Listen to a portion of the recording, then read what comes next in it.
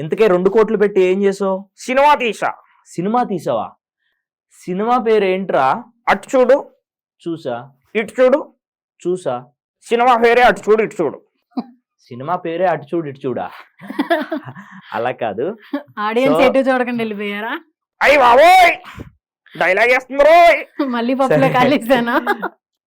అరే అలా కాదు. మరి సినిమాలో హీరో ఎవరు? నేనే. డైరెక్టర్ నేనే. ప్రొడ్యూసర్ నేనే. ఒరే పాటలు నేనే. మాటలు నేనే. మరి హీరోయిన్ ఎవరమ్మా? కేజీఆర్. ఇదెందుకు నాకు వదిలేసా, నువ్వే చేసేయొచ్చుగా.